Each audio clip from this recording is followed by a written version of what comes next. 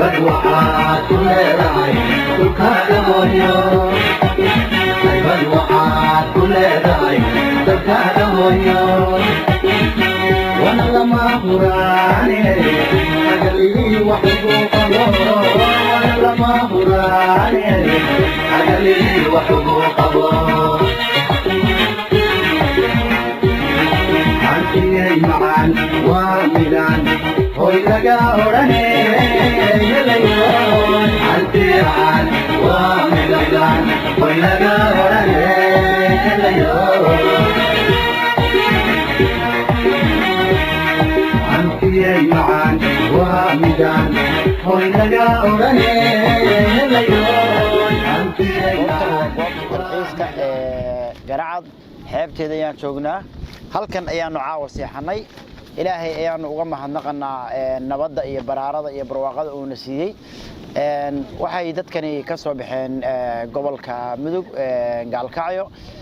waxa soo qaaday shirkadda dalxiiska ee Taya Tourism Agency meeshan ayaanu xalay seexanay hadda aanu ka soo toosnay ilaahay waaga noogu bariyay waa goob nabadda caan ku ah ilaahay baan uga mahadnaqanaa nabadda iyo barwaaqada uu na siiyay waxaan ku faraxsanahay inaanu joogno dalkayagii waxaanu leenahay dadka dibadaha iyo jooga qurbaha ee aan xorriyadda haysan dalku waa barwaaqo waxaanu joognaa wadankan ay u jeedaan oo cid laga baqaya aysan jirinin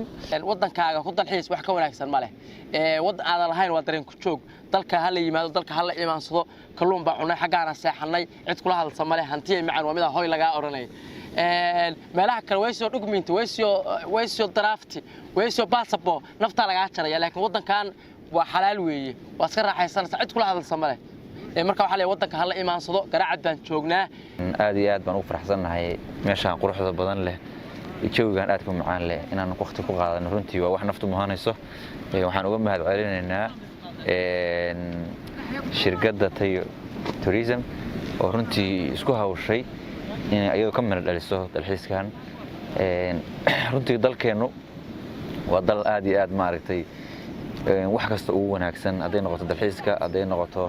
ma garanaysaa beerashada haday noqoto kalluunka iyo khayraadkiisa dabiiciga in laga faa'iideysto laakiin dadka iyaga ayaa indhahooda ka qarsoon yihiin waxaan leenahay indhihiinu ha arkeen horumarka indhihiinu ha arkeen maxaa la yiraahdaa bilicda iyo wanaagga uu dalkeenu leeyahay dhalinyarta qurbaha ku nool markii fasaxyada ay tahay waqtigooda qaata gobolada kale iyo ma garanaysaa adduunka intii goboladiisa kale adduunyada maaragtay dalalkiisa kale aada waxaan leenahay ku soo noqdo dalkiina ninka timaha badan wax duuba biladaas ciidadaara sanfaraas anu amaan baa siyaanu 32 sano wax duubaya 32 sano hawsha waa dhamaatay khayr baa inii jeeniya kaliya badan baa soo wada anu luma ah wallahi dabaash cidiga baysan male wallahi waadan waa dabaalana aad ilaahay idmo kalluun waa ka dhergay Ahmed Muuse Xuur oo saaxiibkay Taya gudoomiyaha Taya ah aad baan u salaamayaa saaxiibkay waana ninka kaxayn doona doonta aan raaci doono waa waxa la darawalka badda iyo bariga aniga Saciid Nadaara wayla soo ballama wuxuu yiri timuhu waa qaali bax soo qaado bacdaanu igula soo ballamay badda markaa galisay isagoo wax uu duubayaa timaha way igula ballamay si nawaga yaac timuhu wuxuu yiri bacdan saa u gasho